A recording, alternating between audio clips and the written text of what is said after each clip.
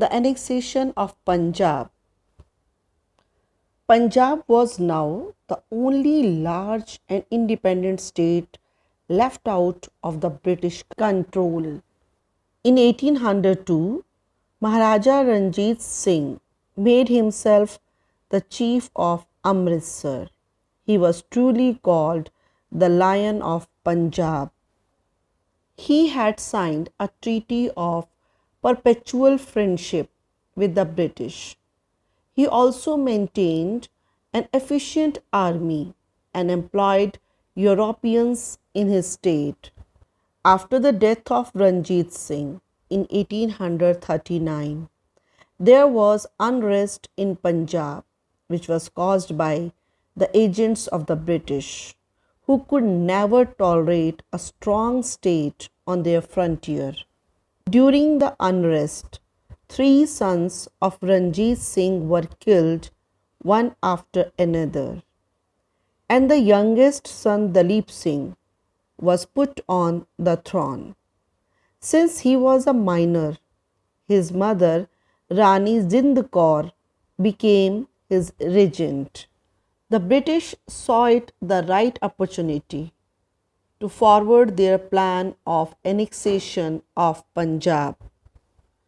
After two long wars, namely the First Anglo-Sikh War and the Second Anglo-Sikh War, Punjab was finally annexed by Lord Dalhousie in 1849. Raja Dalip Singh was pensioned off and sent to London for education. The British also took possession of Kohinoor diamond as a present for Queen Victoria.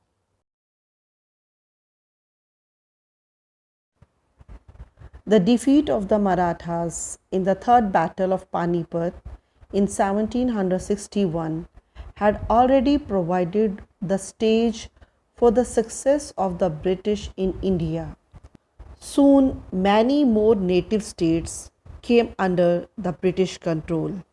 Instead of launching a direct military attack on an unknown Indian territory, it used a variety of political, economic, and diplomatic methods like doctrine of lapse and subsidiary alliance. Let us know about the subsidiary alliance system. Lord Wellesley became the Governor General of India in 1798. His main target was expansion of the British authority in India. He was not in favor of peace treaties. So, to fulfill his political ambition, he used the system of subsidiary alliance. According to the terms of it, the Indian rulers had to station and pay for a British army in their states and disband their own armies. Second, they had to expel all non-English foreigners from their court. Third, they had to accept a British resident in their court. And last, in return, the British promised to protect Indian ruler against any invasion from outside power. This system proved to be very beneficial for the British. But the Indian rulers had to face the interference of the British residents in their everyday affairs. The Indian rulers lost their administrative as well as financial independence. Nizam of Hyderabad was the first to sign the alliance. In return, the British promised to protect his state from invasion. If the Indian ruler failed to make payments, then a part of his territory was taken away.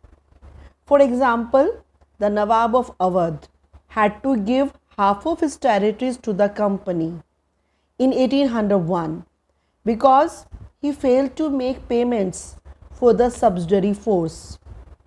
Even Hyderabad had to give territories for the same reason. Doctrine of lapse, the final wave of annexation. It was introduced by Governor General Lord Dalhousie.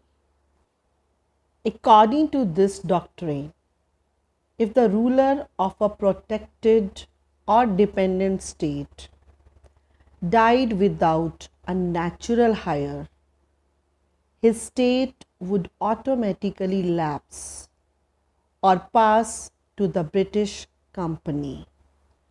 An adopted son could use the personal property of the dead ruler, but not his royal status. The British annexed the state of Satara, Sambhalpur, Udaipur, Jhansi and Nagpur under the doctrine of lapse.